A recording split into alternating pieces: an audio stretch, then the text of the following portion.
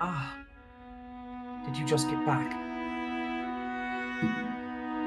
The Saintess was telling me you went to see Nellie. What do you think? Sweet girl, isn't she? That she is. Though she can be a bit of a handful at times. I'm glad you could keep her company for a bit. Now, just to be sure, you kept a lid on all your crazy talk, right? She treated me to some tea. Nothing more. Ah, the stuff with the flower petals in it, yeah? She thinks it's some kind of charm to make it taste better.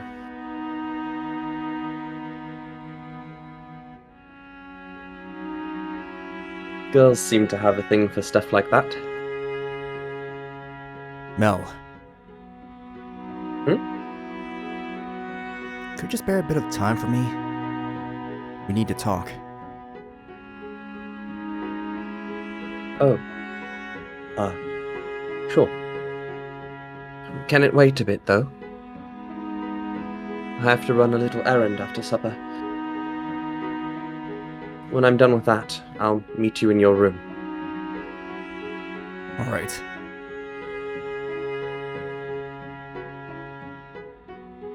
You think the errand is... Bring in Morgana her meal, presumably. Might be able to catch the three of them opening a door of a trailing Mell.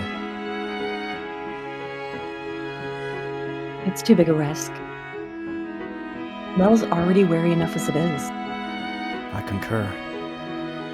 We don't know how the other two might react either. It's best to play safe. No one's going to come to our defense if we're caught. Not at this point in time. So we're better off waiting in our room. Agreed.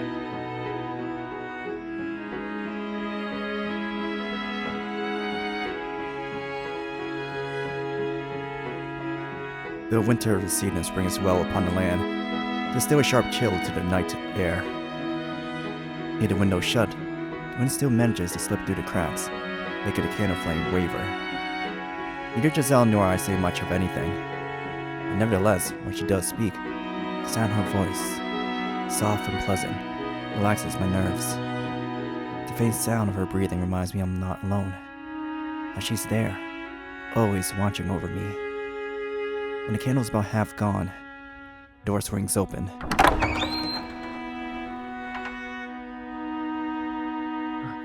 I'm sorry it took so long.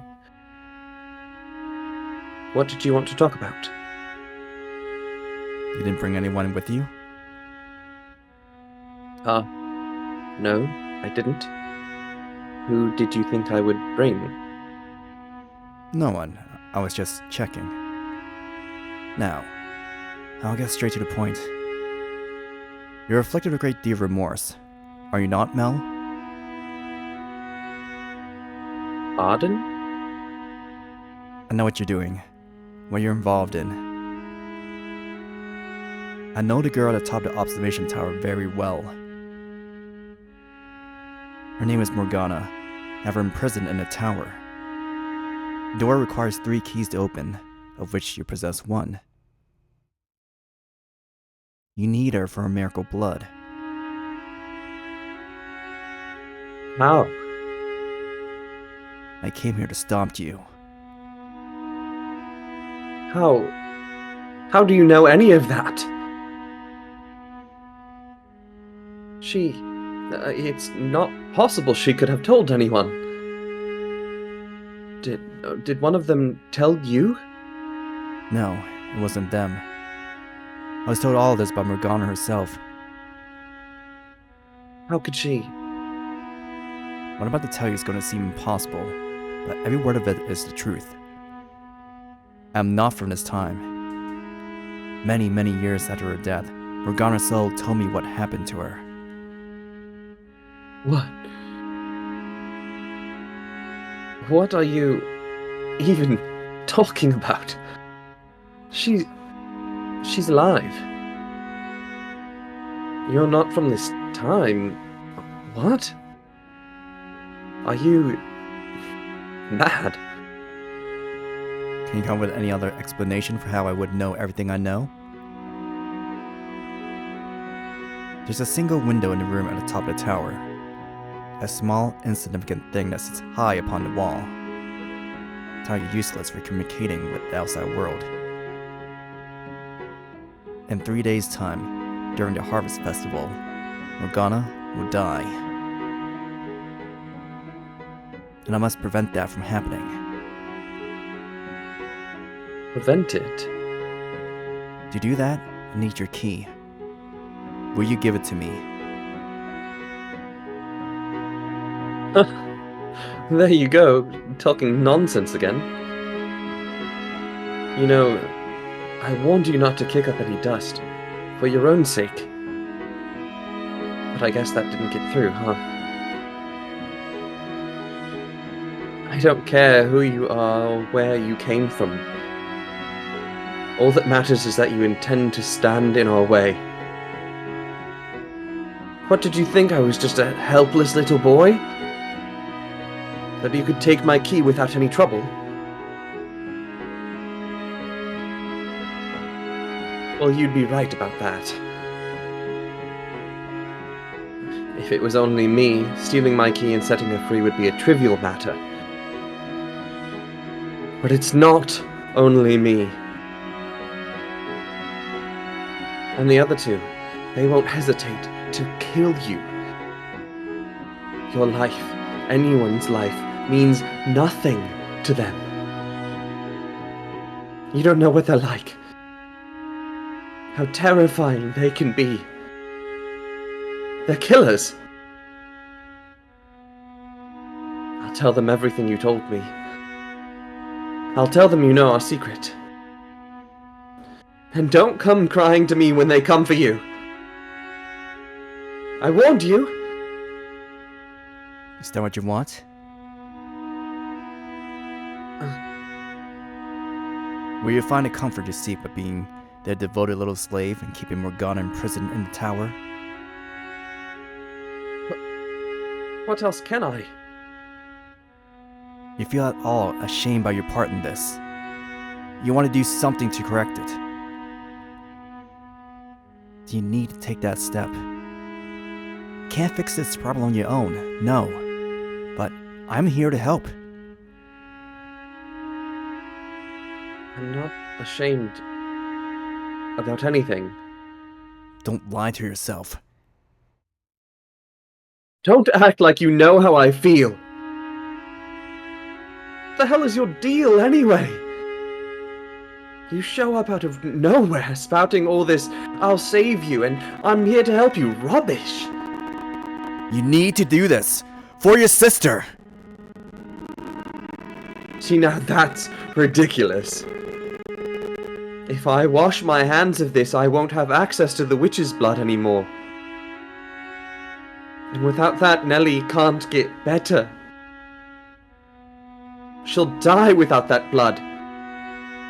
Her blood has no miraculous healing powers. You only believe it does, making it appear to work. You're mad. Morgana's blood is not curing Nellie. In fact, may very well be killing her. If you keep giving her that blood, Nellie will also lose her life during the Harvest Festival. What?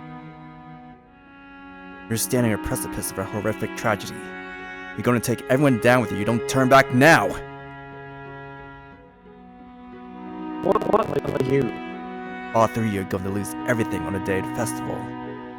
There's only one way to prevent that. You had to set Morgana free. You're insane. If you think I would believe that... Nellie's going to die? Could you have told a more mean-spirited lie? You're the one who's trying to kill her. I'm just trying to save her. You're going about it the entirely wrong way. Do you have any idea how lonely your sister is right now? You should be at her side. That's what you should be doing instead of stealing a poor girl's blood. I've heard enough. What do you know? If I lose Nellie, I'll have no one. My whole world will collapse. This is the only way I could keep that from happening. This is my best option. My only option. So no, I'm not going to stop. I'm going to keep Morgana locked up, and I'm going to keep stealing her blood. And I'll hand you over to the other two. I'll have them kill you. You'll regret ever showing your face.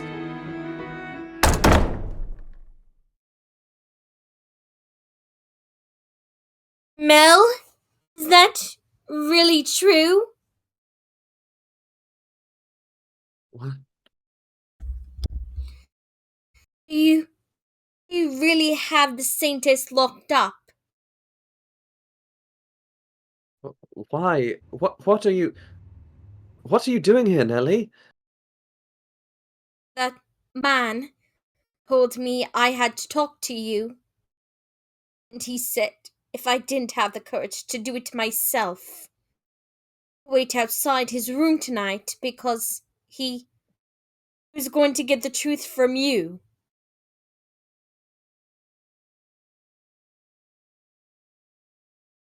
You conniving son of a... You were planning this all along.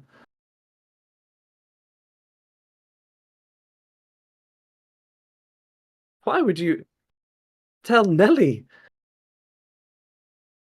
Why would you bring her, of all people, into this? Mell, Ugh, tell me, Mell, is it true? Nellie, Are you really keeping the Saintess prisoner, stealing her blood? Ugh, And you said you would have him killed. I just... I never thought you were such a terrible person, Mell. Ugh. I can't believe you would do such despicable things. No, you're not my brother anymore. Nellie!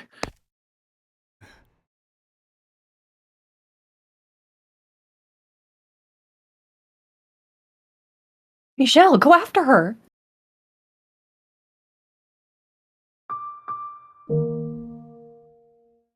We have to stop her. Bring her back.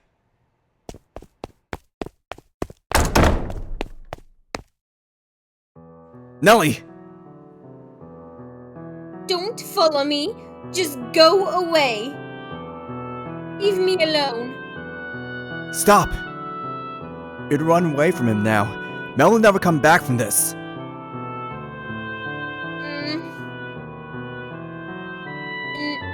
Then why did you tell me?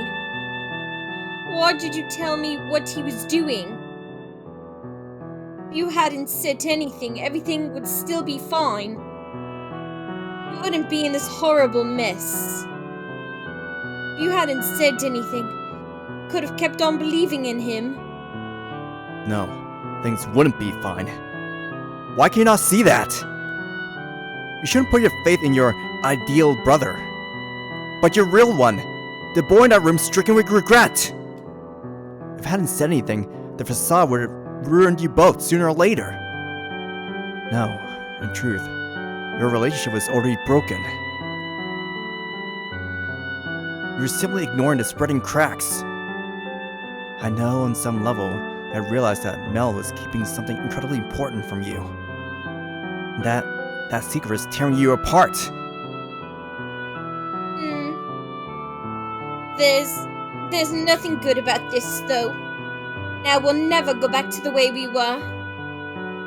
We can never go back to what it was like when we were kids. It's the two of us, playing together every day, having fun. Everyone's childhood comes to an end. The flow of time is impartial. You cannot fight it. What you can do What only you can do is choose how you can change. What? I will admit, I'm the one who opened your wounds. Now I'm putting responsibility of tending to them onto you. It's cruel, I know, but you don't come to terms with Mell and make him withdraw his participation. Even greater suffering waits you far in the future. It's not over yet. You cannot let this be where it ends. The bonds you form over the years are not yet broken. You can do what I was never able to. You can still repair your relationship. I'm scared. Scared that my brother, that my Mell could do such terrible things. He could say, he would kill you. He used to be such a good brother. He was always so kind, so friendly to everyone. But it was all a lie. It was all a big act to fool me. No, it's not all an act. There was truth to it. He is a kind-hearted boy, an ordinary young man, whose kindness was twisted by circumstance. And it doesn't matter how good a person someone is. Everyone has the potential to do terrible things when backed into a corner. I think you know everything. I know that much. Nellie, you want your brother back, you have to act now. Please, you must take action. I'm scared. What am I supposed to say to him? I don't know. I'll be there with you. You don't have to face this alone. There's more to the story than we heard. We don't know how he got himself involved in this. I need to get the rest of it out of him. You need to be there to hear it. When I hear what he has to say, I try to say something I shouldn't. If I try to say something that will ruin everything, will stop me. You're the one who told me to open my eyes and face him. You're the one who made this whole mess. What am I supposed to do if all this destroys everything I have? You said you'd be my brother, right? So be a good brother and help me out here. Promise me. Make sure nothing goes bad. You'll do that, won't you?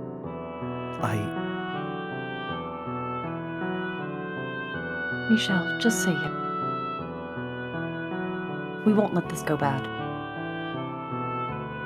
Have faith in yourself. Faith that you put their relationship on track to recovery. Promise her.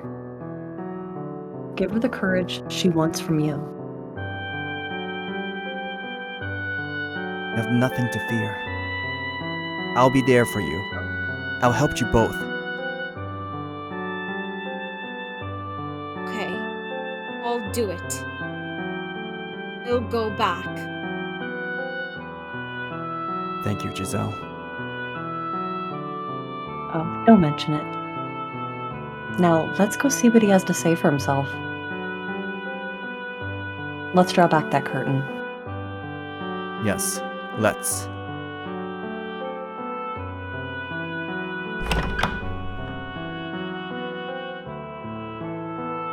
Nellie,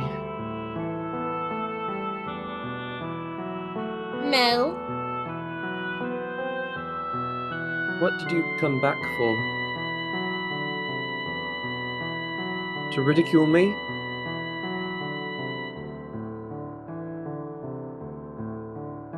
I'm not the brother you thought I was, huh?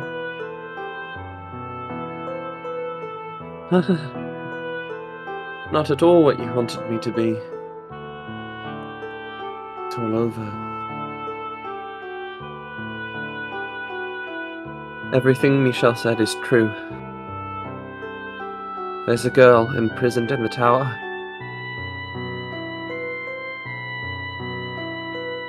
A completely innocent girl. The girl who saved your life, in fact. Go on. Tell me how cruel and terrible and evil I am. I'm no prince. Here's an idea. Why don't you make him your new prince? You can do it, Nellie. Ask him. You have your reasons, don't you? You have some reason for being a part of this, right? A reason? Yeah. I have a reason, alright. I wanted to save your life. I needed her blood to cure you, so I had her locked up. Tell me the truth. I don't remember much about when the Saintess came to visit, but I do remember a little. I remember her saying she would gladly give whatever she could to the sick and needy. Which means you had no need to lock her up.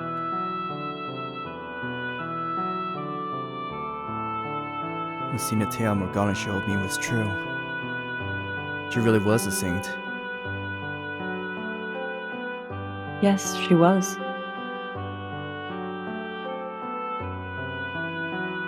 Tell me the truth, Mell. Tell me everything. There's nothing to tell. There is, I know it. There's more to a story than just the facts. Things you thought, the things you felt, are all pieces that combine to make the whole story. Isn't that right, Michelle? You're exactly right.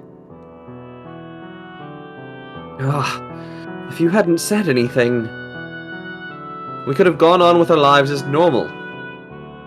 No, Mel, we couldn't have. I thought so too at first, but it's not true. Our normal lives ended long ago.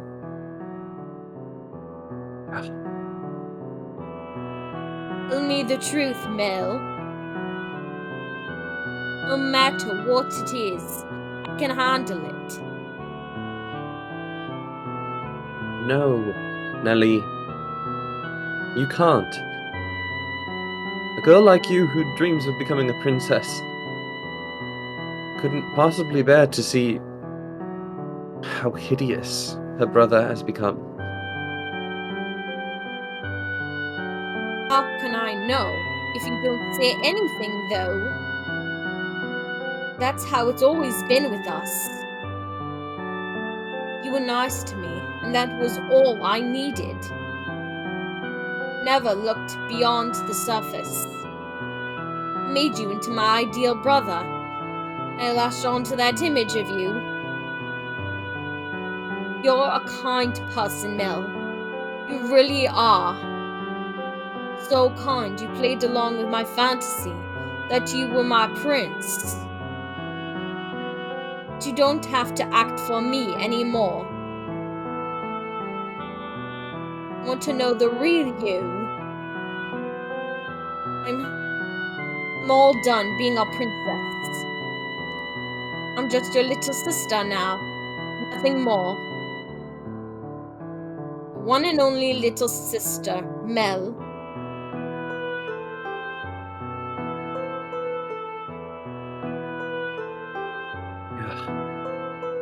You need to do this, Mel. You need to tell your story.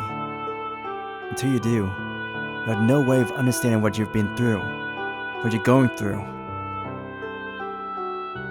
No way. If I tell you, you'll lose any hope you had left in me. As Nellie has, you need to release yourself from your own idealized fantasy, Mell. You have someone right here who will accept you for who you are. I know good and well just how hard it can be to have someone dear to you see a side of you that you didn't want to show them. I think you want to get off your chest, though. I think you want forgiveness.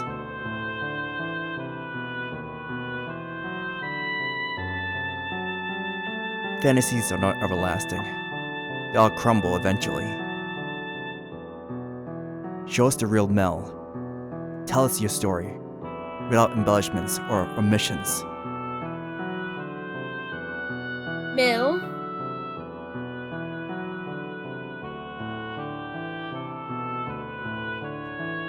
Oh. Okay.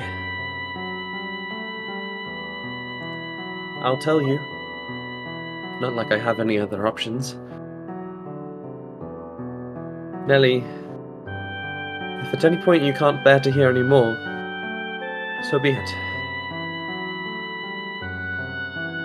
You're free to leave whenever you like.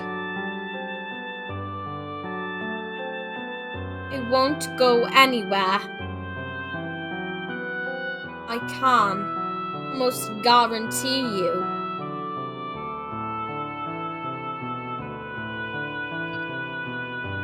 I pray that end up being true.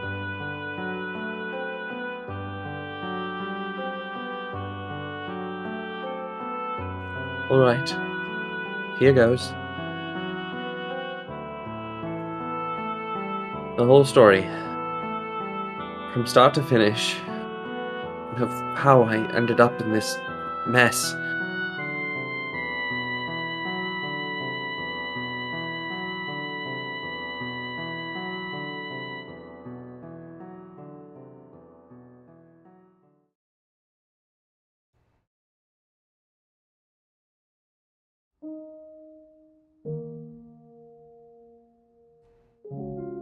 Could go, Mell.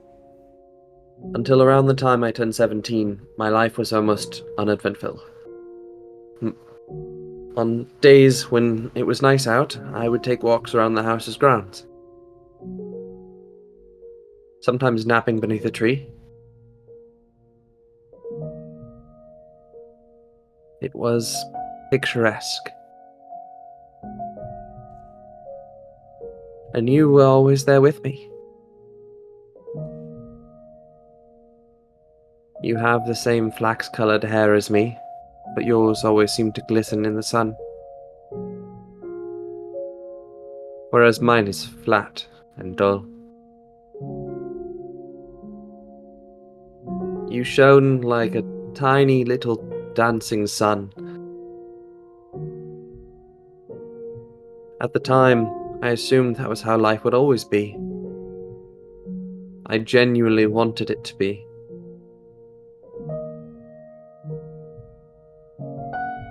Following my 17th birthday, though, I was met with a deluge of changes. First, father fell ill and passed away shortly after. With his death came the question of who would be the next head. As the oldest son, normally it would fall on me to take his place. I was 17, by all means enough of an adult to handle things myself. Or, well, that's what I thought, anyway. Nobody else did, though. After discussions I had no part in, it was decided that my uncle would be the next head. That's why they weren't confident I had the spine to do the job properly. I wasn't sure what to think. Part of me wanted to know why nobody bothered talking to me, and part of me was relieved. Somewhere inside I knew I didn't have what it took.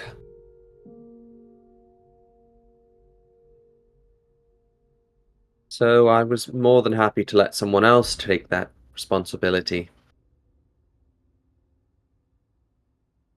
If it meant I could go on with my quiet life, I didn't care who they picked. My uncle, though, seemed to have caught on to my apathy, which he did not take kindly to. And in response, he formally disowned me. You're not the only one who still had some growing up to do, Nellie. I wasn't quite the adult.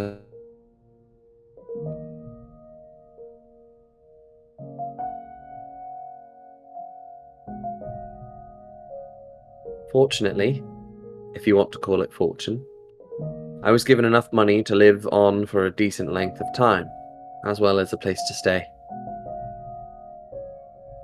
It was a small house, far from home, his way of making it hard for me to come back. Not that I had any intention of returning.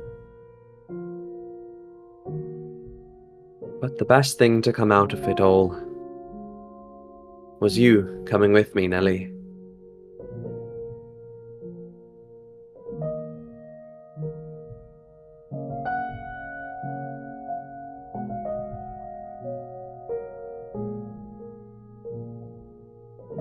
Nellie?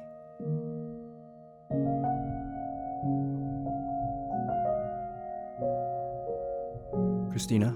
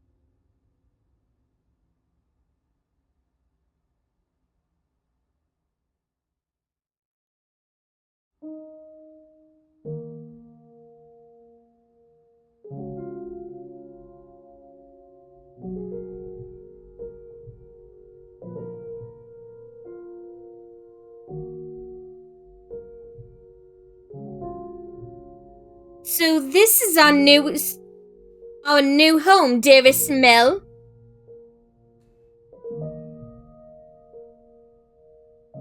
Yep, so it is. It's amazing how little there is. No big yard, no paintings, no vases filled with colourful flowers, no silver bowls filled with fresh picked fruit. But there is you and May.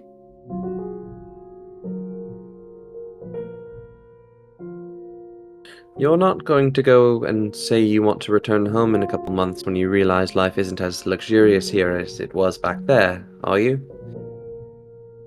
There's only one thing in the whole wide world I really need. Oh?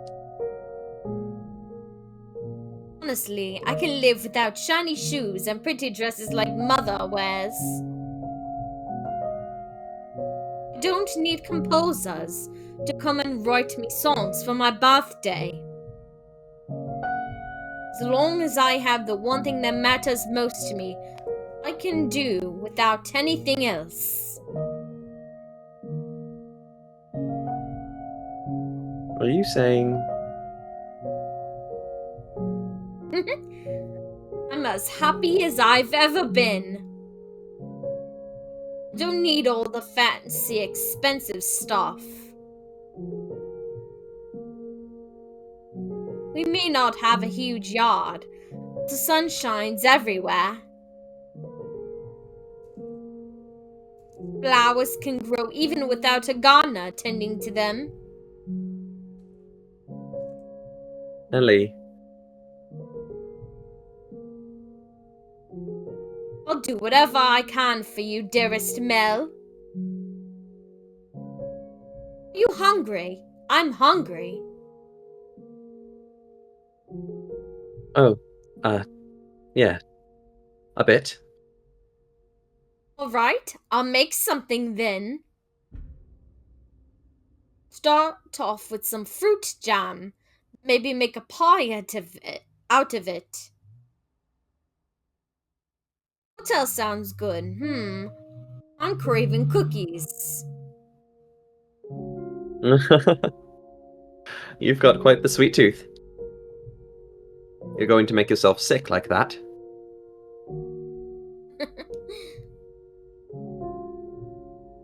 Hmm? That's the first smile I've seen since we got here. What? That can't be right. I'm sure I've been smiling. Nope, you've been frowny all day. Whatever you say. Forget about all that stuff at home. Got each other. We can do this. Who cares that we're not rich anymore? We'll figure things out in no time. Then we'll have even more fun than we did back there. Yeah, you're right. It'll all work out, dearest Mell. I'll always be here for you. You've got yourself an adorable little princess. What more could you possibly need?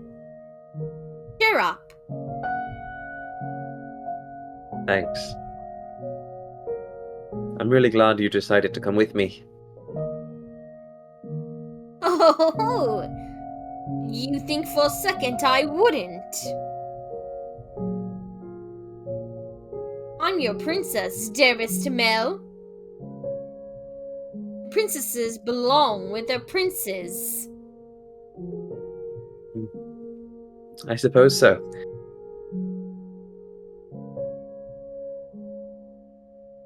Until that day, I had never known how good it felt to have someone who wanted me in their life. Who saw me for me. I realized for the first time how blessed I had always been. I was hardly prince material. I wasn't strong or handsome or regal enough for that. But Nellie calling me her prince gave me the illusion of being worth something. It made me feel like I could keep on being that richly blessed young man, even this far away from home.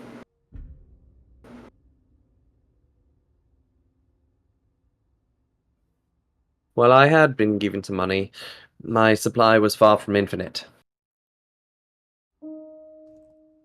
I knew I would eventually have to find some kind of work, some way to support myself and Nellie.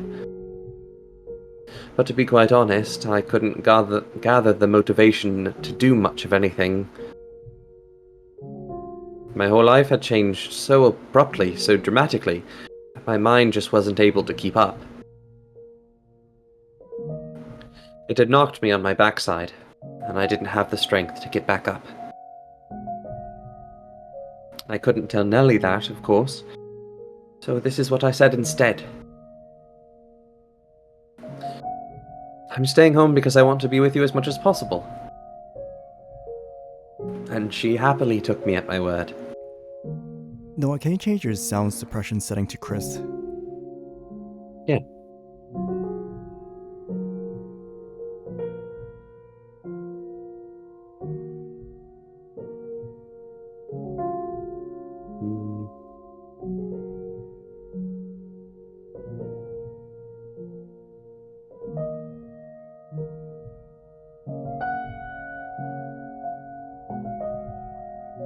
Hmm.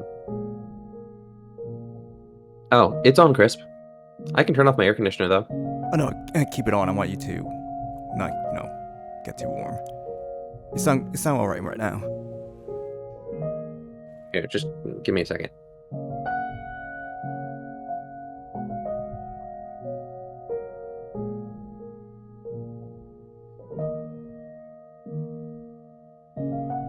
Is that better? Yeah, good. Cool.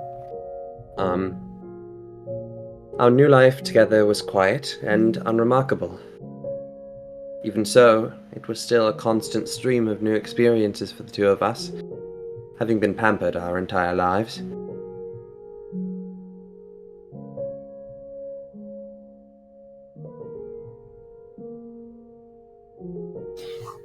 Welcome home, dearest Mell. What did you buy today? I got a chicken. Wow, I've never seen one so up close before. We're going to keep it as a pet. I was planning on using it for supper. What? You're going to cook it? That's the idea. You like chicken, though, don't you? Steamed, especially, if I remember right. Yes, but it's all covered in feathers and flapping about. How are we supposed to cook it? If I remember, the guy said you have to pluck its feathers, then cut off its head and drain all the blood.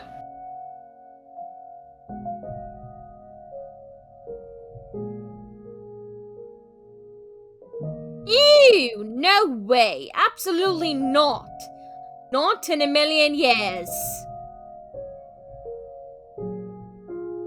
You do it, Mell. What? I've never done this before. Well, I'm not, so you do it. Uh, all right, all right. I'll bring it to the... Not inside. Do it outside. Oh, okay.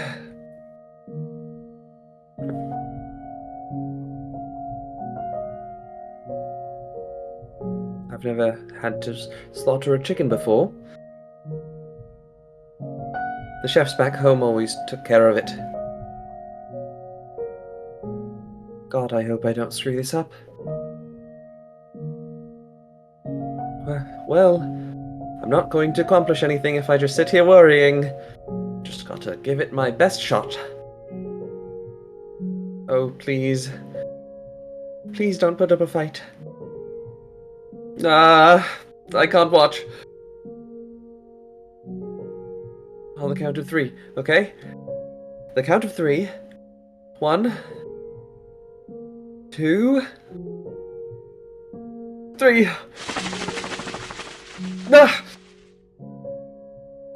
Ah! Wait!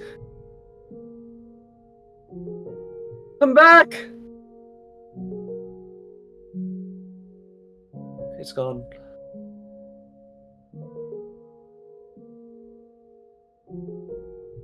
At first, I was just fumbling about in the dark, constantly messing up everything I tried. But in time, I started getting more comfortable with things. I stopped pining for my old life. For the longest time, I couldn't shake the memory of the fact that I had once been a noble. I was constantly wondering how I had ended up there, why this was happening to me. Nellie seemed to have adjusted fairly quickly, but I wasn't faring well. I was surprised, honestly.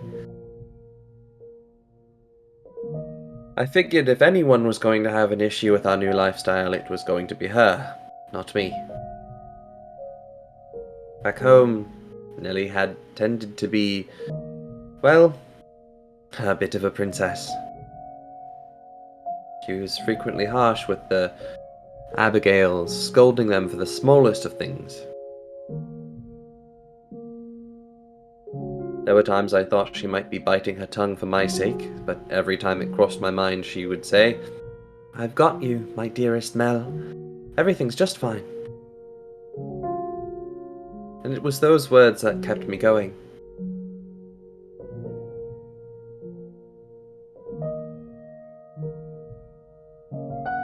Oh, dearest Mell, I just had the most wonderful idea. Would you like to hear it?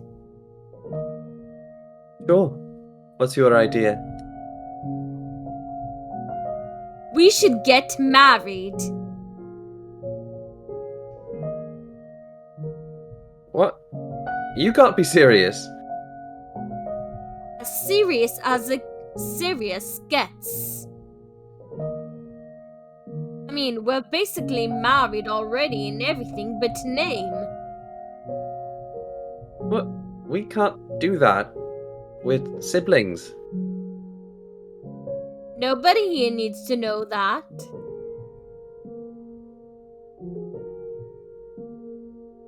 They can guess from our hair and our eye color, though. I don't think we look that much alike. Anyway, whatever gave you that idea? If we get married, then we can be together forever. We can do that just as well as brother and sister. It's not the same, though. No one ever says two siblings lived happily ever after.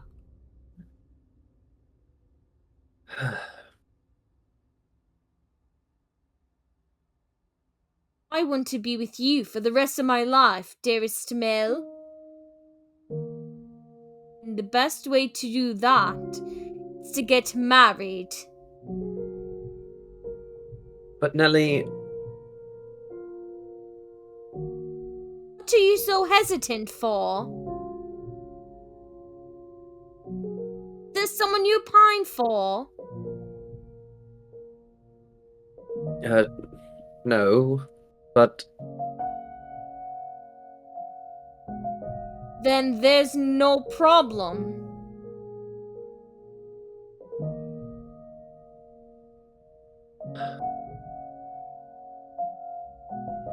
we're blood-related siblings. Does she realize that getting married means eventually having children and everything that leads up to that? That goes against the teachings of the Lord. No, she's still just a kid chasing after a fairy tale ending. She doesn't understand the reality of what she's saying. Sometimes I'm not sure what to do with you, Nellie. So you'll marry me? Right now, I know you need God's word. Starting tonight, you're getting your own private sermon every night. Understand? Bleh.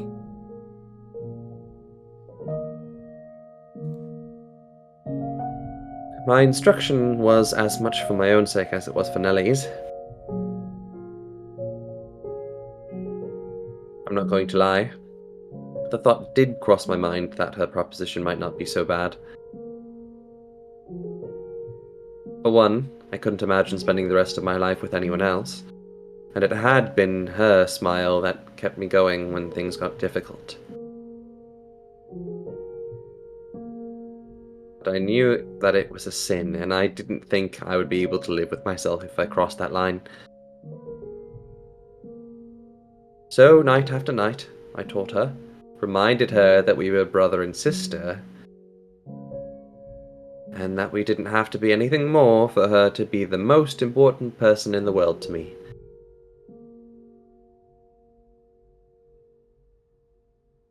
And after about a third month away from home,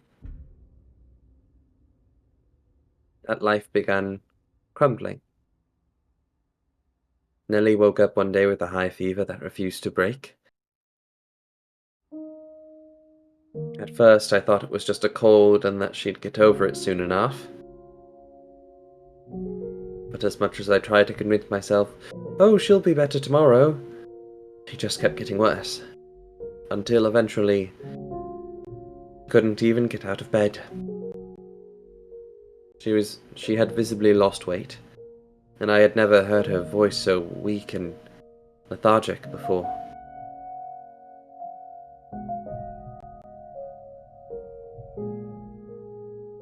Is there anything else you'd like me to get you, Nellie? All I want is you to be here with me, dearest Mell.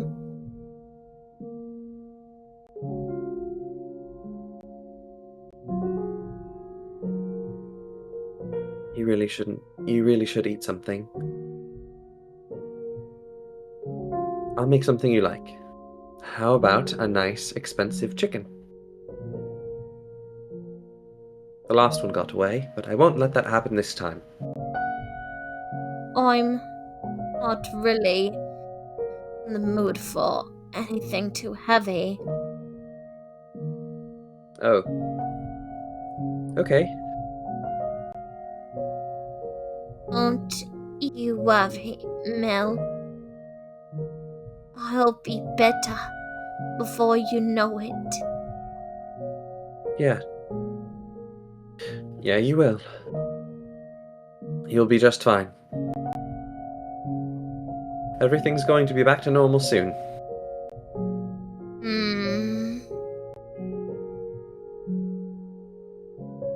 Watching Nellie grow weaker every day scared the hell out of me. I desperately did not want to lose her. If I lost her, then who would be left that wanted me? Who would tell me I was worth something? Who would say nice things about me? Who would be there with me every day? Just when I had started to feel optimistic about this new life, started to feel comfortable with it, it was looking like it might fall apart again. I searched everywhere for some medicine that could cure her. Healthy foods, fruits and vegetables with supposed medicinal properties, anything I could get my hands on. I prayed. And Nellie, you were overjoyed. You were thrilled I would go to such lengths for you. But the reality is, I was really doing it for myself.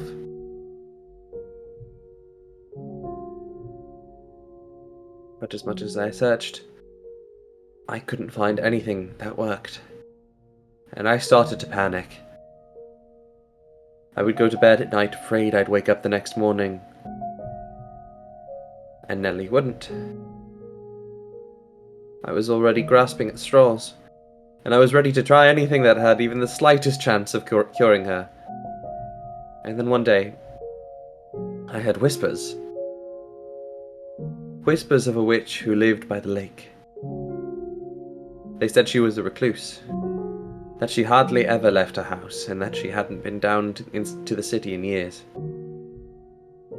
They told me that she might have some medicinal herbs that could help, so I rushed down to the lake to see her.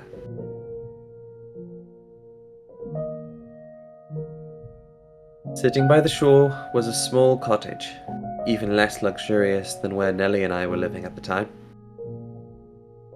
Seeing the thin trails of smoke rising from the chimney, I was convinced the rumors were true. A witch lived in that house. I wasn't sure what to expect. Being a recluse, I figured she wasn't going to be very sociable, at least. To tell you the truth, I was kind of scared to knock on her door. but I had exhausted all my other options. So I clenched my teeth and gave the door 2 firm raps.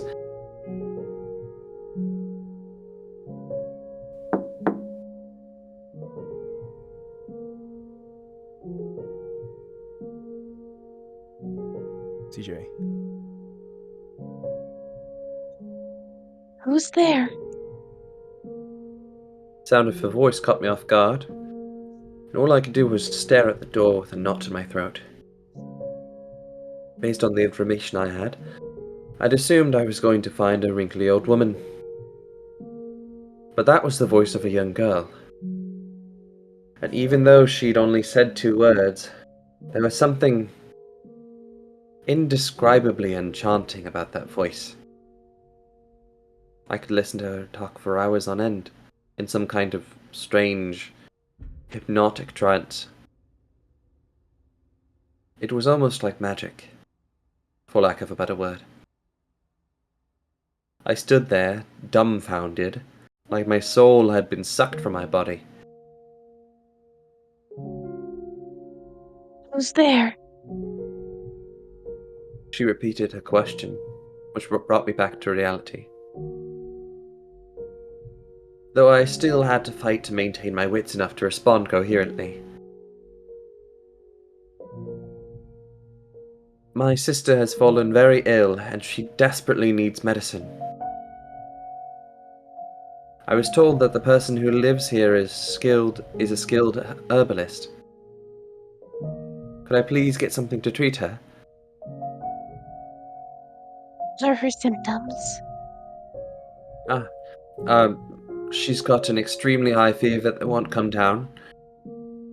She has no appetite, she's only drinking water, and she can't get out of bed. We're going to want to lower her fever first. After that, get her on a nutritious diet. I'm going to give you 2 medications.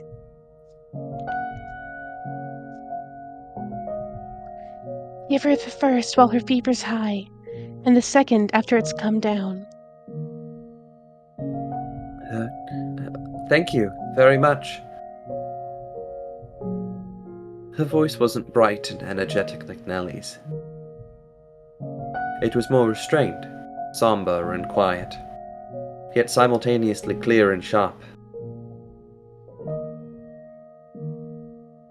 The sound tickled my curiosity. I wanted to know what she looked like. I wanted to know what kind of girl stood on the other side of that door. With a voice that pretty, she must be equally lovely, I thought. And I had to see it for myself. And my wish didn't fall on deaf ears when she opened the door to hand me the herbal medicine and take my money. Her head peeked out between the crack ever so slightly.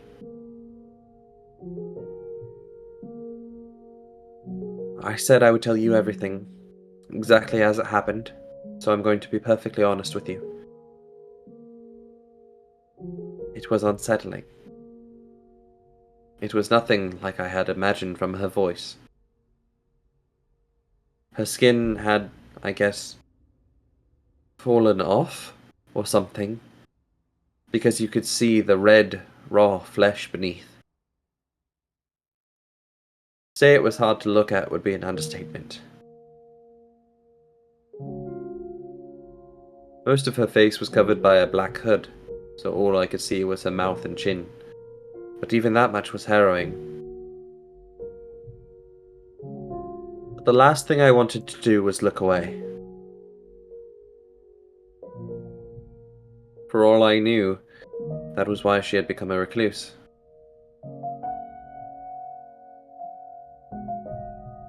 But I couldn't let myself hurt her, so I suppressed my own disgust and put on my best smile. People often tell me I have a very pleasant, amiable smile, so I figured I could use that to prevent her from picking up on what was actually going through my mind. and when she saw my face, a look of surprise seemed to cross hers. The witch's herbs did, indeed, seem to help some. Going to visit her was better than talking to any of the local doctors. Nonetheless, Nellie hadn't been cured. She was only feeling a little bit better. So I kept paying the witch visits, kept purchasing more herbs from her. And every time I went to that cottage and heard her sweet voice, I imagined how much sweeter it would sound without the door obstructing it. Even knowing what she looked like didn't stop the curiosity from growing within me.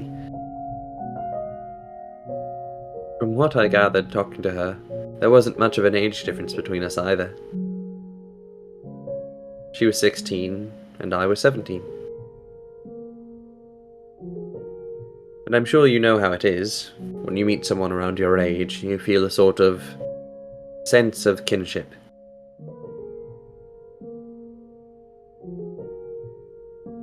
This girl I had originally believed to be some kind of otherworldly witch was starting to feel like a regular person to me.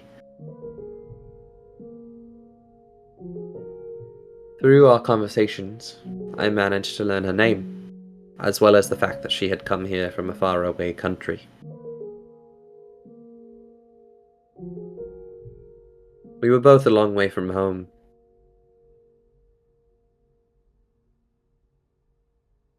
Thinking she might open up even more to someone who'd been through a similar experience, I decided to try inviting her to go on a walk with me. It's not healthy to stay holed up inside all the time. You've got this beautiful lake right here. What do you say we take a little walk around the shoreline? To my surprise, she accepted.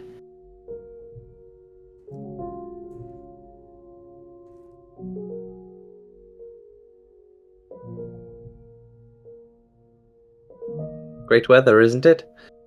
I love the way the sun reflects on the surface of the lake. It's gorgeous. Uh, are you okay?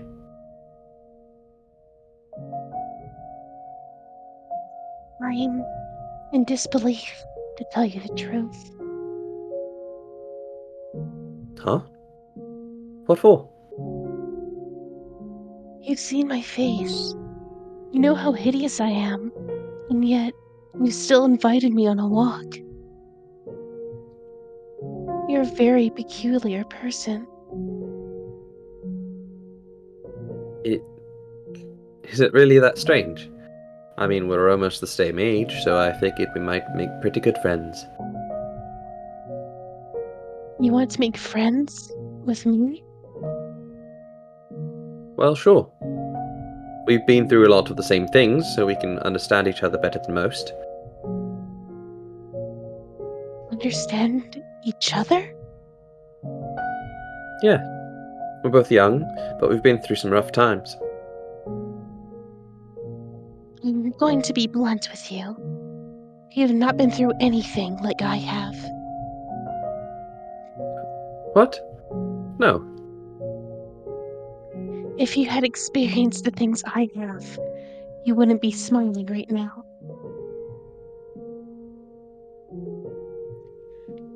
I haven't known you for long, but I don't need to have in order to know how unequivocally similar we are. That we were cut from a very different cloth. Well, yeah, we're people, so we're not made of cloth. That's not what that means, you know. Oh, I'm sorry. I didn't mean to be so harsh. In fact, I would say you're much better off not being in my position. it sounds like you've been through a lot. If you don't mind me asking. What happened to you? I'd be happy to lend an ear. it might make you feel better to get it off your chest. That is what's so different about us. Huh? I will not tell you about myself. No. That said, I do appreciate the concern. Thank you. Oh, uh, sure. You're welcome. She's not very open with people, huh? Though I guess that's only to be expected. She hasn't spent much time around other people, looking the way she does. Wonder if there's anything I can do for her. At least get her to show a little bit of emotion. Say, if it's not too much to ask, you think we could maybe do this again sometime? Don't expect me to lower my prices. I'm not trying to squeeze a better deal out of you. I just want to get to know you better. Nothing more to it. No ulterior motives. Promise. Did you forget I've already said I won't be telling you about myself? Alright. Then it doesn't have to be about you. We can talk about anything. Whatever you want. Do you have a favorite food? Any hobbies? Nothing in particular. Well, that was a fruitful conversation. Ah, okay, crap.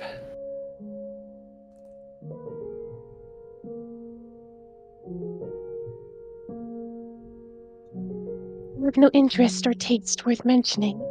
So if you want to talk, I suppose that leaves you to be the subject.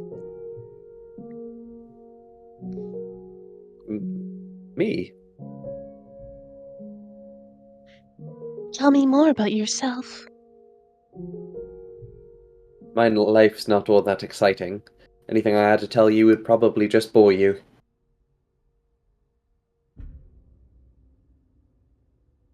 I'm not looking for excitement. Oh, okay. Well, alright then. I guess I can tell you about myself.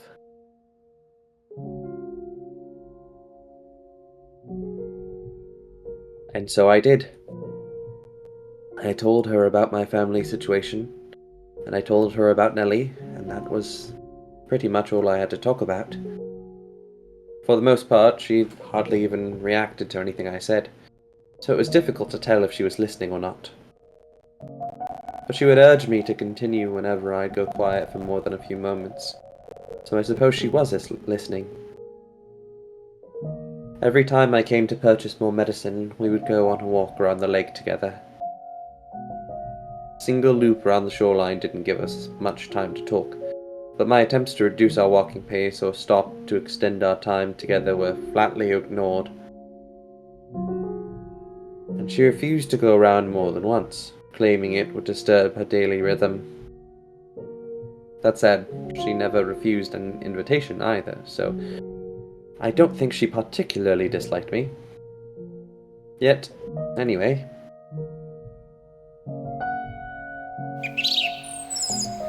Ooh, a robin. What does a robin have to do with your sister? Nothing. I just saw one over there. If you listen, you can hear it singing.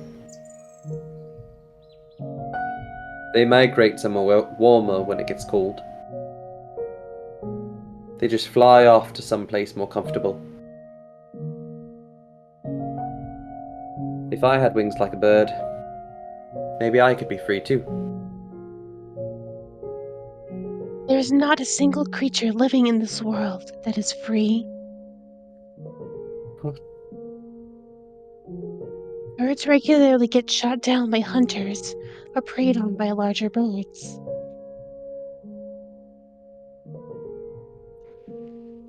The idea that they are free is nothing more than man's short-sighted delusion.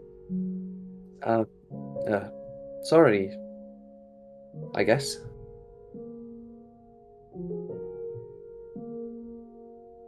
No, I should be apologizing. I wasn't trying to attack you. I simply lack the ability to properly empathize with others. I do not understand people.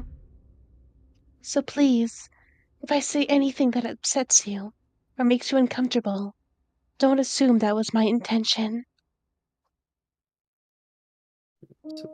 Sure. Maybe you're hiding it, or maybe you just don't know it yet, but I think you've got more empathy than you're letting on. Surely you can't say nothing affects you at all. You are human. So you don't have to be so closed off. I might not be able to do much for you, but I do want to get to know you better. I want to understand you. So if you ever feel like talking about yourself, just know that you've got an eager pair of ears here. Okay?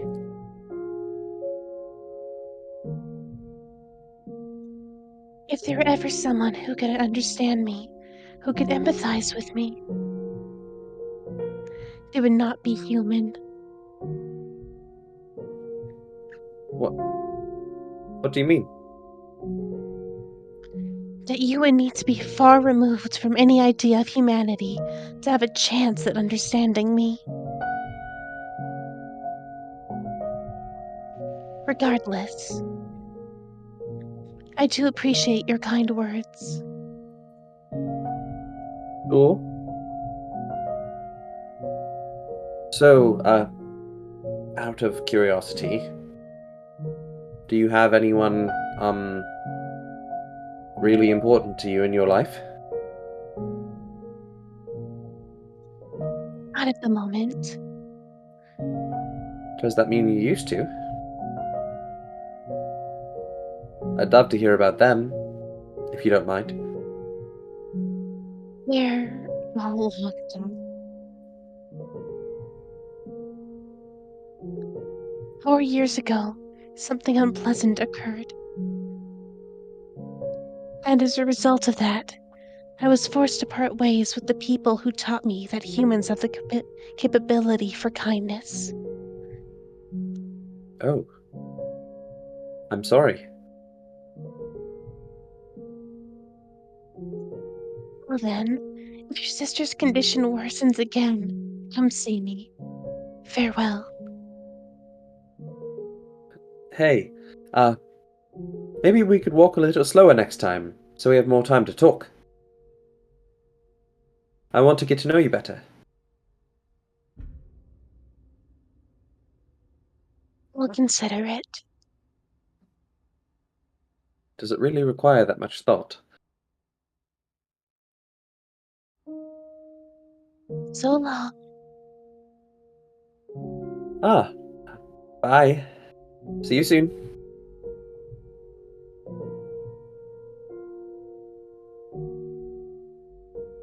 Things continued on like that for a while. Nellie bounced back and forth between getting better and getting worse. Emotionally, I followed not far behind, getting very little in the way of peace of mind. Having to spend so much time worrying over and looking after Nellie was starting to wear me out. Even though I knew even though I knew good and well she had it much worse than me. I wanted to be done with it all. I wanted to be free. I wanted her to get better as soon as possible, so I could stop agonizing over her. So at some point, I started wishing for a miracle. I didn't care if it came from God, an angel, or something less holy. I just wanted someone to cure Nellie and take the weight off my shoulders. and during one of our walks, I let that slip. I'll take anything at this point to make her better. I'll even take a miracle if I can get one. I assumed she would, as she had a tendency to do, say that people who believed in miracles were delusional. She was, in my mind, very much a realist. Which is why her response surprised me so much.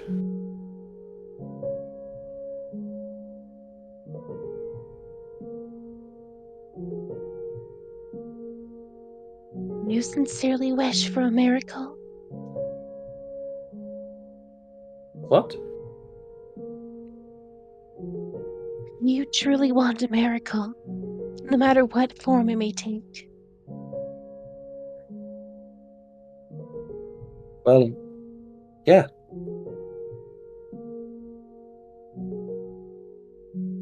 I've tried everything else. God is all I can ask for help anymore.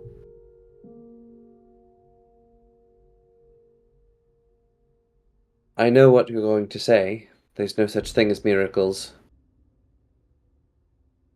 If there were, Nellie would already be better. I've prayed every single night for her recovery.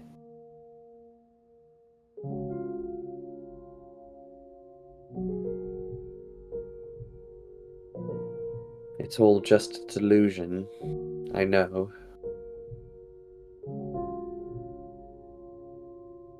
Miracles do exist. What? You have faith, and you sincerely wish for her to be healed. You'll be granted your miracle.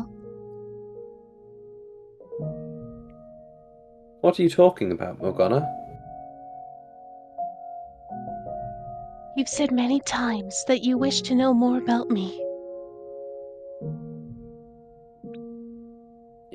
Yeah, I have. Well, I'll grant you that wish. As you listen to my story, you'll come to understand why I said you'll never be able to empathize with me.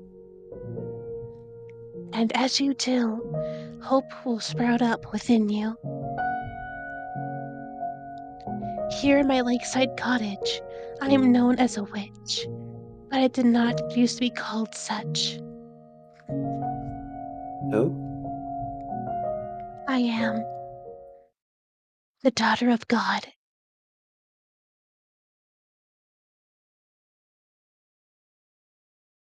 Most people would dismiss such a claim as madness, and I almost did exactly that. But there was something strangely enchanting about her voice, and I found myself slowly drawn into her tale, listening intently to her every word. The more I heard, the harder it was to believe she was lying.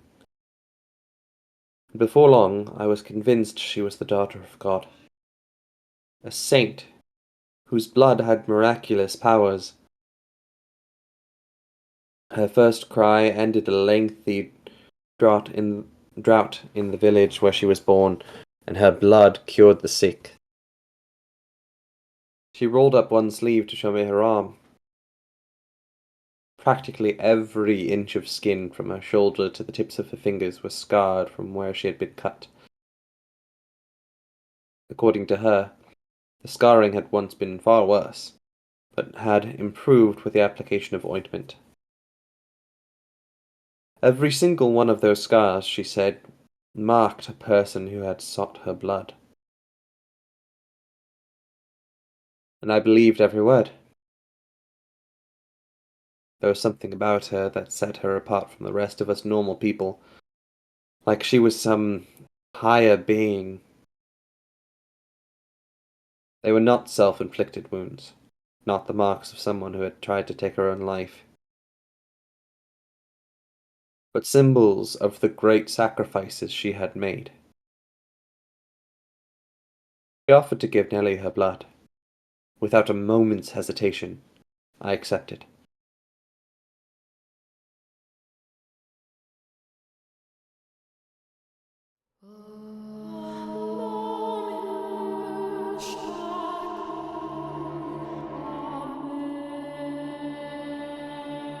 Mell? Hey Nellie, I'm back. And I brought someone with me. A saint. A saint? Yep. She's here because medicine hasn't been working for you. She can perform miracles. She's going to cure you. Miracles? That's right. Her blood has miraculous healing powers. Blood?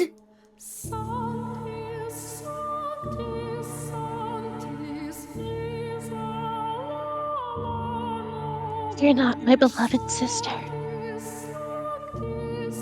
Hear my words and do as I say. You must have faith for the miracle to be performed correctly.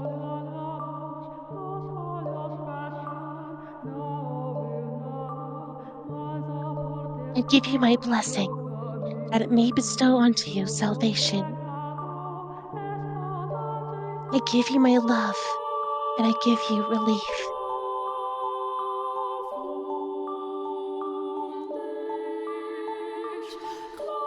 Hear my words. I hear them.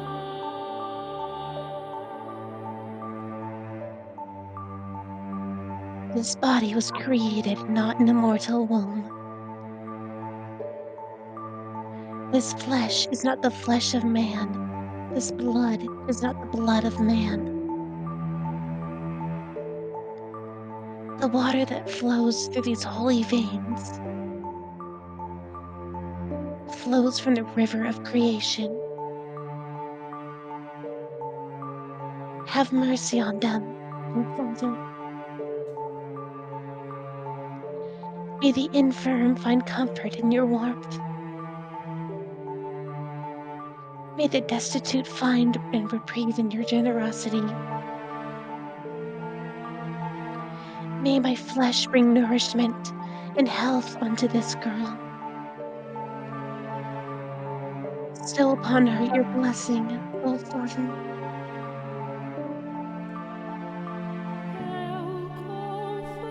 Morgana held a pale hand above Nellie's mouth and, without hesitation, sliced her own wrist. Blood slowly trickled down her middle finger from the cut, dripping into the gap between Nellie's bluish lips. I stood there entranced by the scene. It was like I was witnessing some kind of ritual.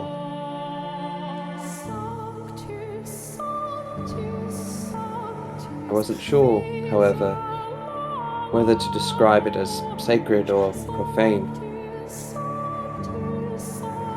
Watching the fresh blood trickle from the cut on her wrist made me break out into a sweat, feeling like I was violating a taboo. My knees rattled, and I could barely stay on my feet. Needles pricked my hands. Thoughts slipped through my fingers before they could fully form.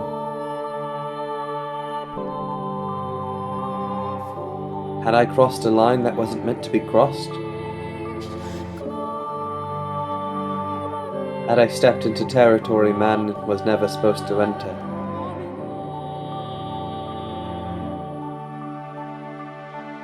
In time, I stopped processing Morgana's prayer as words.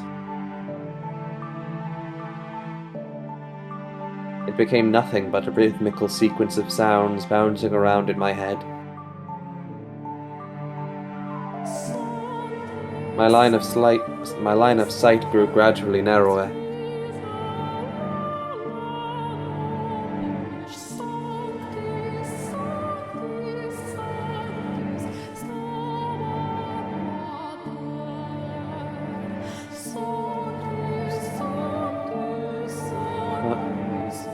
Huh?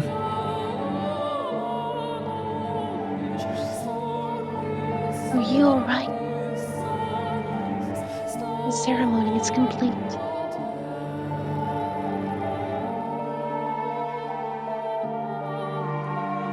Uh, uh, how's Nellie? She is asleep right now, but she should waken soon. Oh, good. My blood has the power to cause miracles. But you must remember, the miracle is predicated on your faith. So are you saying we need to worship you? No, I am merely God's progeny. Your praises and prayers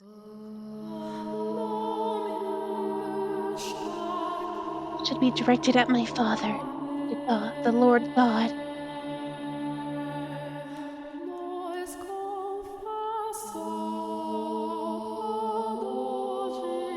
I should get going then. Hey,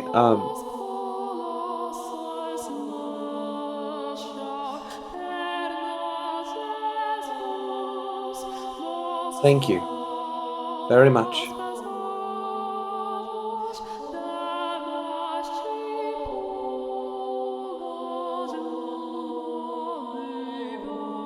When Morgana had said I would never be able to understand or empathize with her, she had not been lying.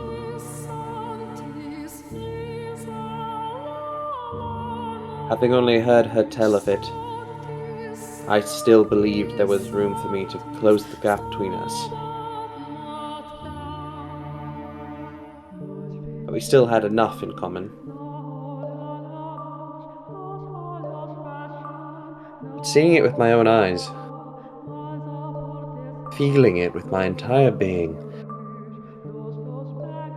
I no longer had any illusions of us being on the same plane. As I gave her my thanks, my voice was audibly trembling.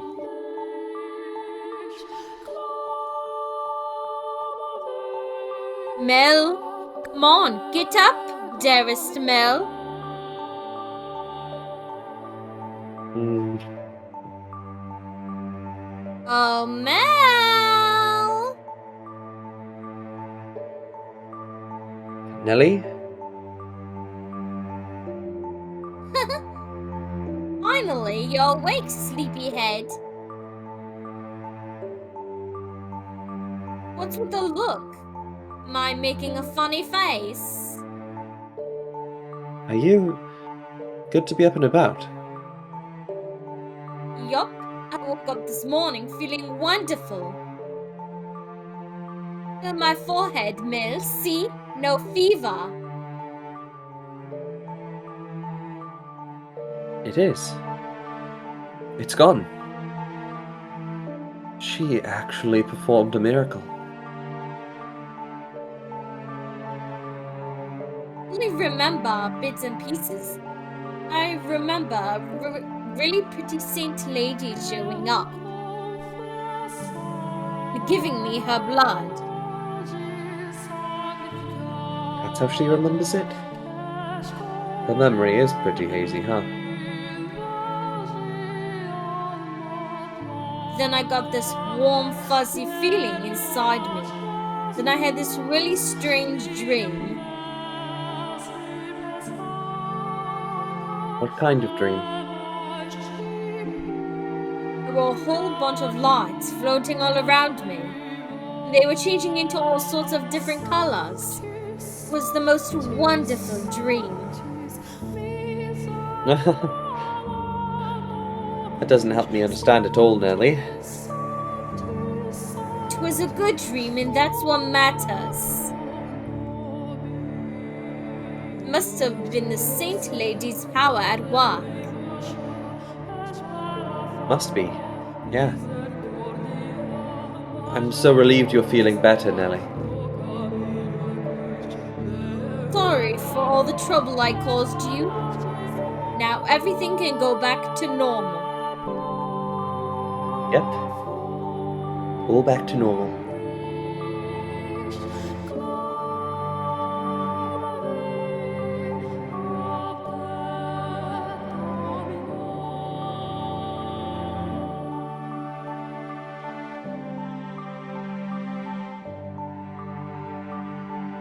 CJ. Do you want to thank me? Yeah, Nellie's insisting I let her meet you so she can show her gratitude.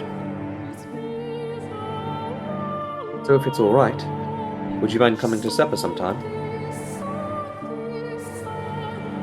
That would probably not be wise. Huh? Why not? It would hardly be pleasant having to eat in the presence of a face as grotesque as mine. And I doubt your sister would react well to the sight of it. I don't think it would cause any problems. Nellie isn't the kind of girl to judge someone based on their looks. I don't think. Perhaps not. But to her, I'm a saint, not a normal person. In her mind, she thinks I'm beautiful, doesn't she? We must maintain that illusion. It is essential to the miracle that her faith remains unwavering, and on some level, that faith depends on her idealized image of me. You think so? Though our time together was brief, I could see it in her. She is a girl with a great love of beauty, and perhaps the same could be said of you. I don't judge people by how they look. It's what's inside that matters. I'll take you at your word. Thanks. So, are you sure you don't want to come? I really shouldn't. I'm terribly sorry. Oh, okay. Why in the world am I feeling relieved?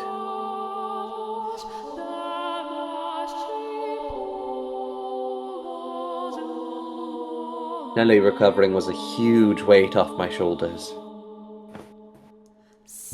Now everything could go back to the way it was, quiet and unremarkable. I could finally go out and get a real job, forget about my old life, live like a regular old commoner. That was what I was going to do. For the both of us. Problem was, Nellie hadn't actually recovered completely. She was in nearly perfect health the first few days after drinking Morgana's blood. But soon, her fever came back. She stopped being able to get out of bed, and to top it all off, started having lengthy coughing fits. During some of them, she coughed up little bits of bloody phlegm. I nearly had a panic attack. So I rushed down to Morgana's cottage and told her what was happening, to which she responded with a quizzical tilt of her head. Nellie's health meant everything to me. It certainly wasn't the curiosity her head tilt seemed to make it out to be. But it didn't seem to bother her at all.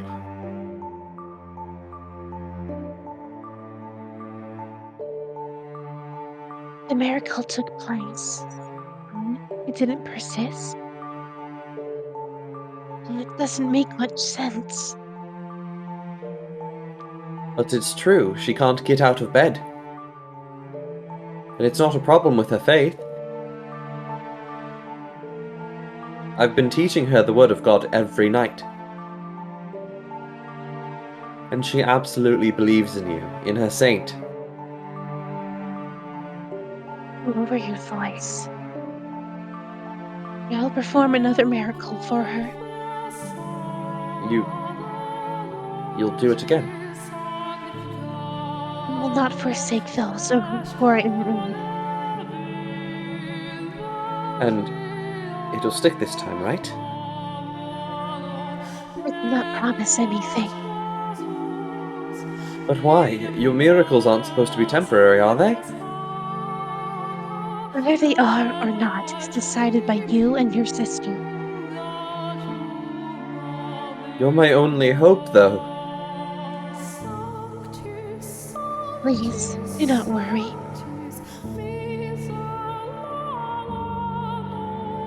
If a second blessing is not enough to cure her of her ailment, then I will visit and give her my blood as many times as is necessary.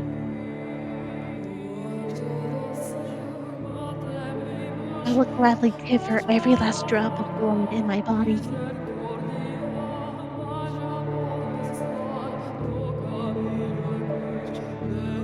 I assure you, my father does not want to see two young souls like yourselves torn apart. And neither do I. We should get going. All right.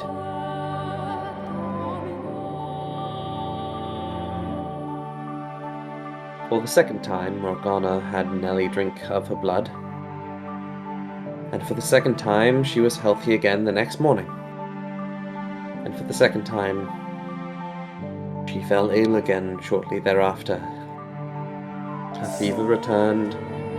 I went to get Morgana, and she gave Nellie her blood. The cycle repeated again and again. And every time I had to watch her go through that ceremony, it was exhausting.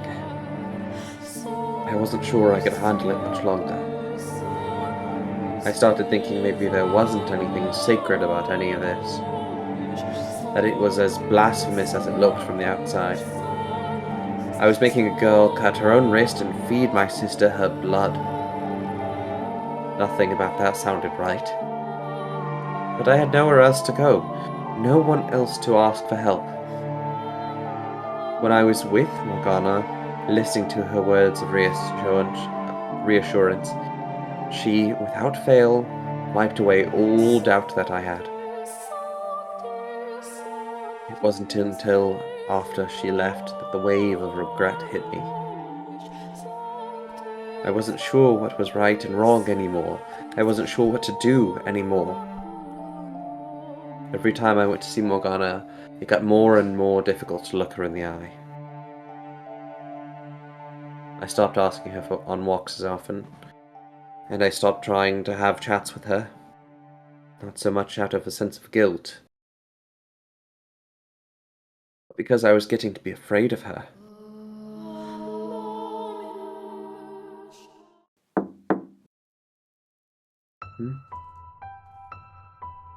One of those draining days, someone knocked on the door.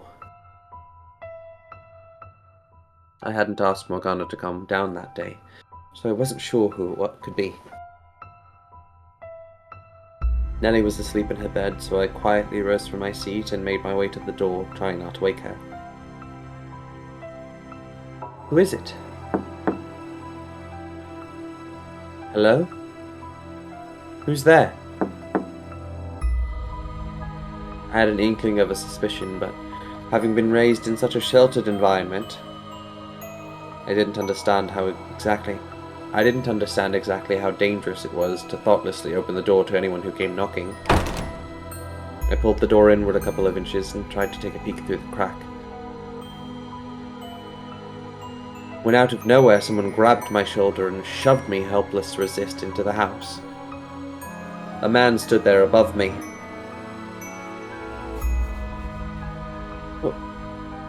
What do you think you're doing? What do you want from me? I don't have anything valuable. I'm just a regular old peasant. I am not here to rob you. What? You are in contact with the witch, are you not? Huh?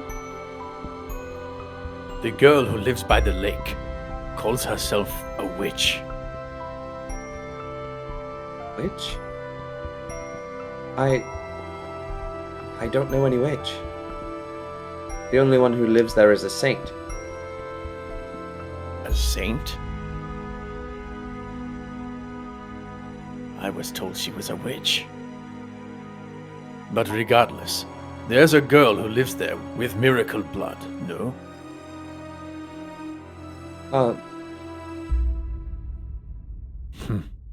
Looks like I've got the right person. What do you want from me? I want you to help me. Huh?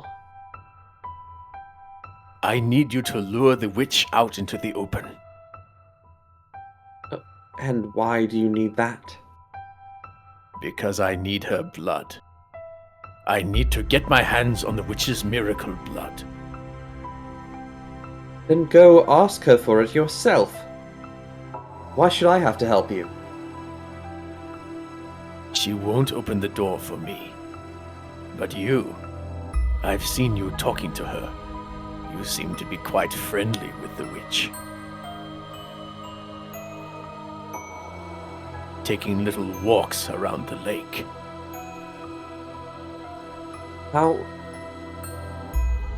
I need your help. And what are you going to do once you have her outside? I have orders from the Lord to take her captive. What? The Lord? Why would he? That is none of your concern. You expect me to buy that? All I need from you is to get the witch out of that house. Why would I? She doesn't trust me. I could always force my way in, but there's a chance something might go wrong, and I can't risk that. If she hears your voice, she'll open the door, yes? The witch trusts you, unlike me. With your help, there's no risk of anything going wrong.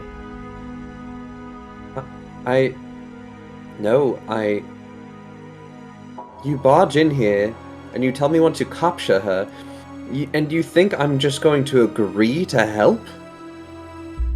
Like hell I will. Oh, don't worry. You'll get your share. You need the witch's blood too, right? I don't care about getting a share. You're asking me to deceive her. I don't care what you think she is.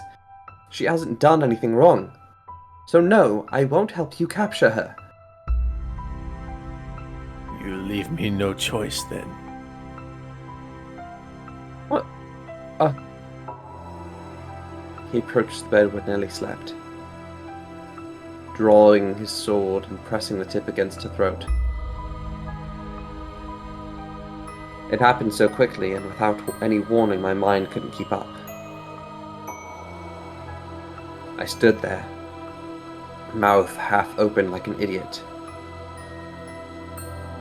If I were courageous, if I were gallant and brave, then maybe I would have grabbed him, pulled him away from Nellie. But my legs seemed to be severed from my mind. They were frozen to the floor like two useless rocks. あなたは私の忍耐を試しています。愚か者。You have two options. Either you say no and protect the witch. Get away.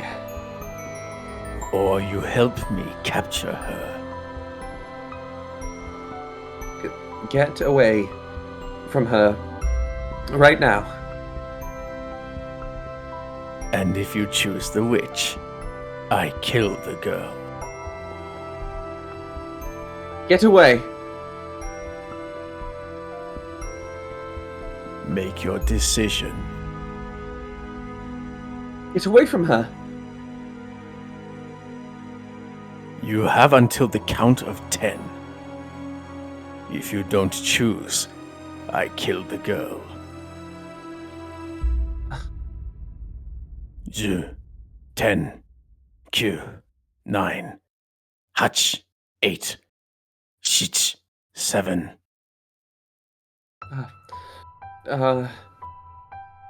Rook, 6, go, 5. Okay, I'll do it, I'll help you. So get your sword out of her face. Don't kill her. I thought you'd hold out until the last second. Oh, Well, what are you waiting for? Let's get going. no. Ah. Get moving. Ah. You pitiful little boy.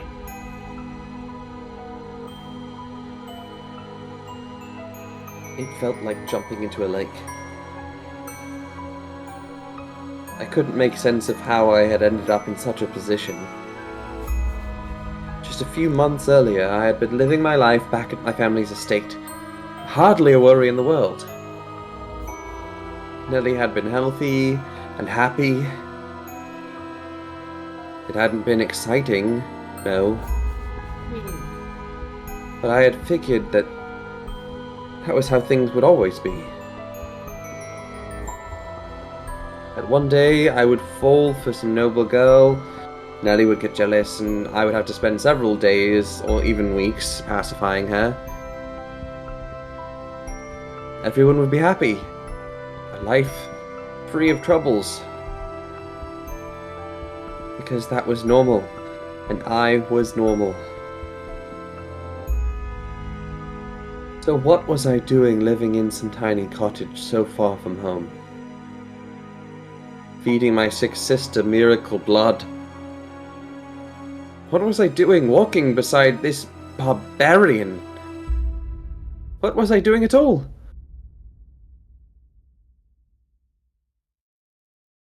I was conflicted. Part of me hoped we would never arrive at the lake, and part of me wanted to get there as quickly as possible so I could be done with all of this. But time plodded on no quicker or slower than normal, and we arrived at Morgana's door in short order, irrespective of my own selfish hopes. The thought of what was going to happen next filled me with a crushing sense of guilt. I may have been afraid of Morgana, but I had no grudge against her. I was actually quite grateful to her. She was still healing Nellie, even if the ceremony to do so inspired fear in me. She didn't hesitate to cut her own wrist open for Nellie, and for me. She didn't grimace or even frown, though I knew it had to hurt. I knew damned well she wasn't a bad person, that she hadn't done anything to warrant being taken into custody. She might very well have been a genuine saint. There I was, selling her out because a man with a sword threatened me. Oh, Father who art in heaven, please forgive me for what I am about to do. Please, please forgive me. Quit sniveling. You wanted to get suspicious?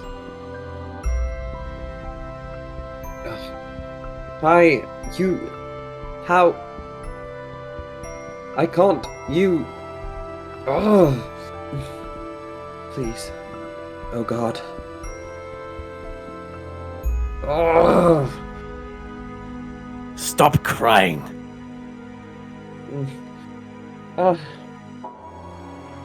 Or would you rather I kill you here?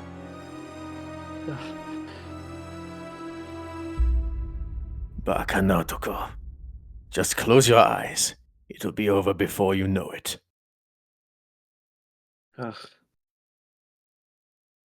Do it. Call on the witch. Who's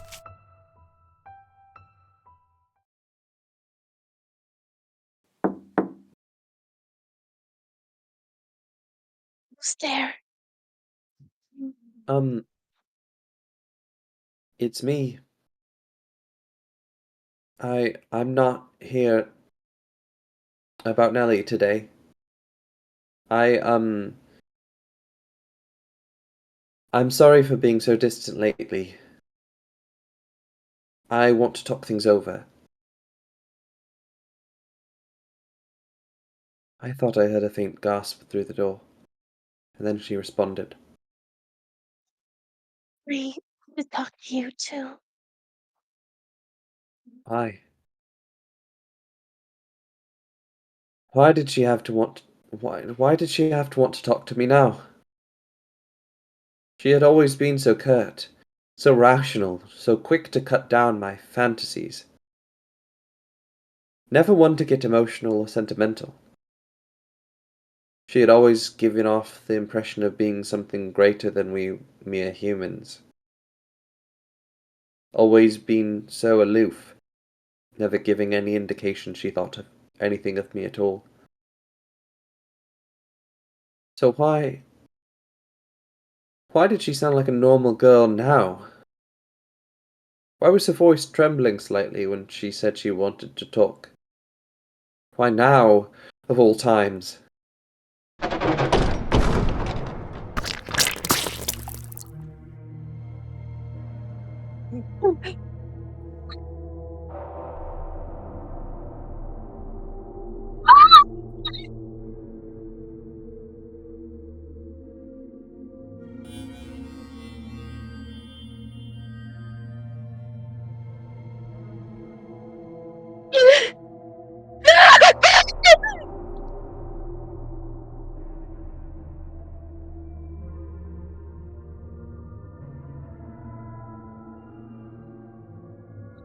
Get back!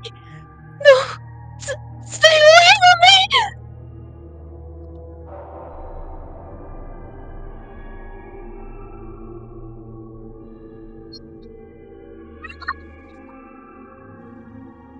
Ugh.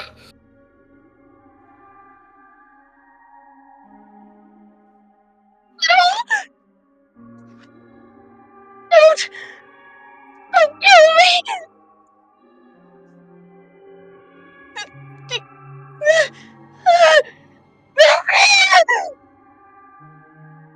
Take it.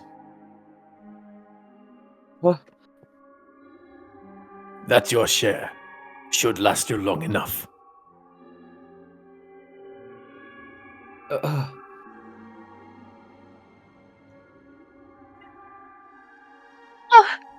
Why?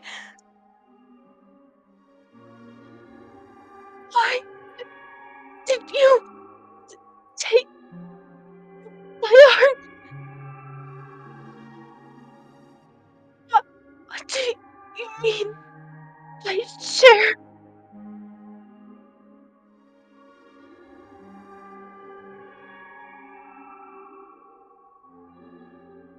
Why? Oh.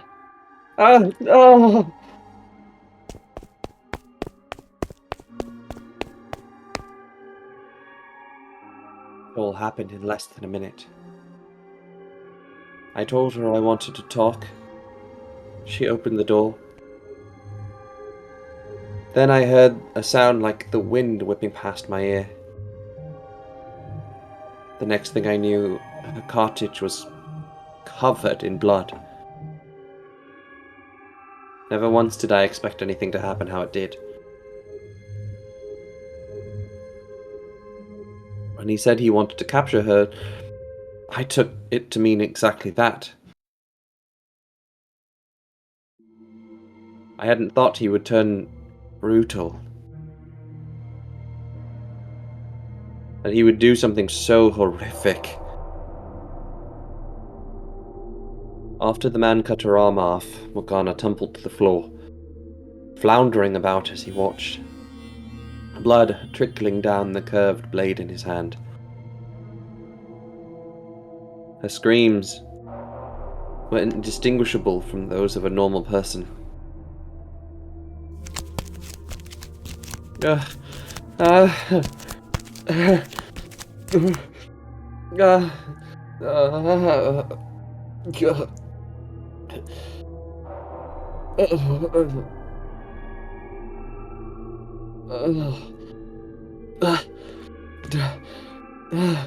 Arm. Her arm. Uh,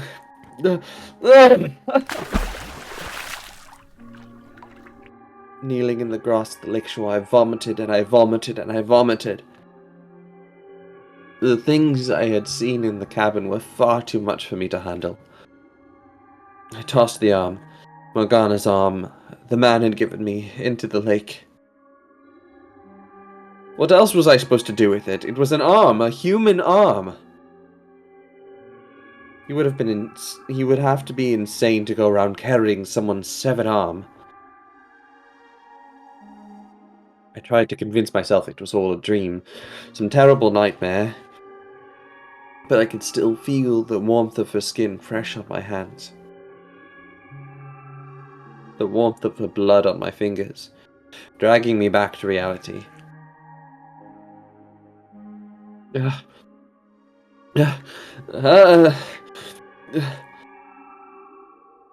My mind couldn't keep up with the flood of thoughts and emotion and images. I wanted to close my eyes, but I was too afraid I would find the bloodbath in the cottage on the back of my eyelids, which left me with nothing to do but wail. I was horrified at what I had done. I knew that I was the one who had set this all in motion. If I had kept quiet, Morgana wouldn't have had her arm cut off. But I didn't want to admit it was my fault. I didn't want to accept that I had caused it. I did nothing wrong. It's not my fault. I was... He threatened me. So it's not my fault. I had no choice. I didn't do anything. I frantically scrubbed my blood-soaked clothes in the lake. I watched the red clouds spread. I knew I was defiling something pure and beautiful. But my awareness of that fact was slowly dissipating like the blood through the clear water. By the time I had gotten all of the blood off my clothes, the sun was beginning to set. I came back to my senses at the sound of a bird chirping and quickly recalled that I had left Nellie alone at the house. My legs were shaking and I could barely keep myself upright. But remembering her gave me enough motivation to drag myself back home. If she hadn't been there waiting for me, I seriously might have thrown myself into the lake instead.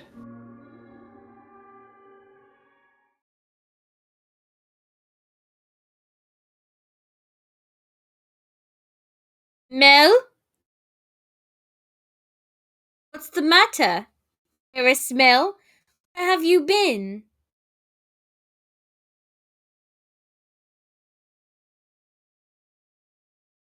Mell? Uh, I'm so sorry.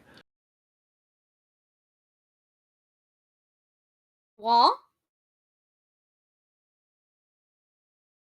I'm sorry. I'm so sorry. Will you ever be able to forgive me? Dearest Mell? I never meant for this to happen. So sorry. Please, I'm begging you to forgive me.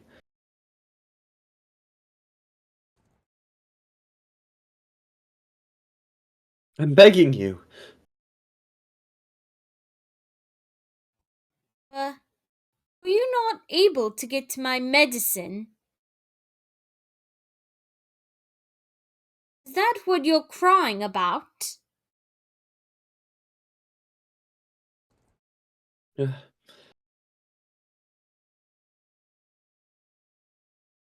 It's not that big a deal, Mell.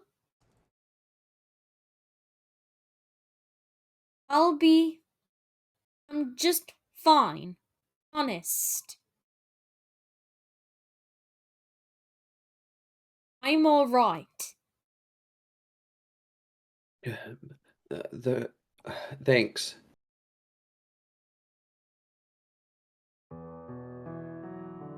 I wanted to forget everything. I wanted to forget about my involvement, about the horrible things I caused to happen. Whenever I lay down to go to sleep, I heard his screams, Morgana's animalistic howls. I saw her cottage. Blood splattered everywhere. I felt her severed arm still warm in my hands.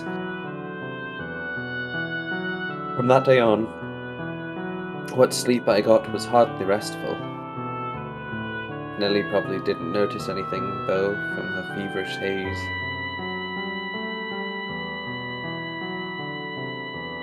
I'm willing to bet I looked like hell.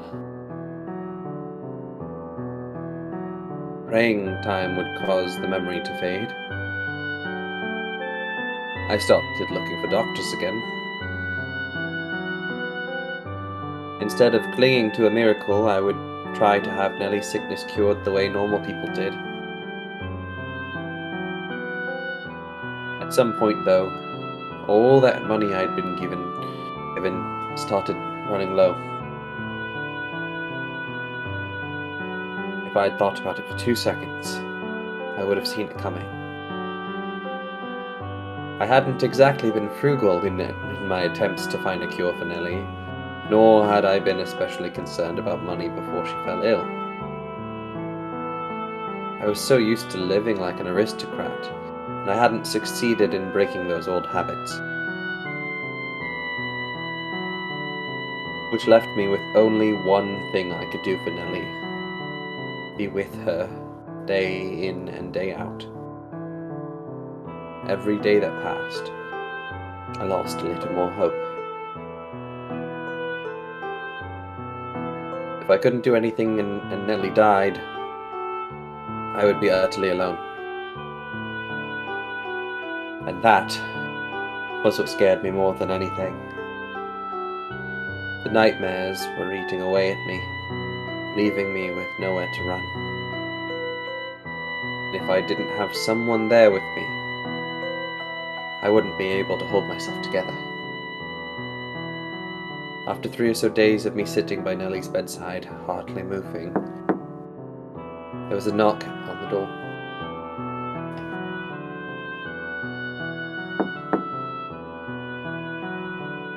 Who's there? Who is it?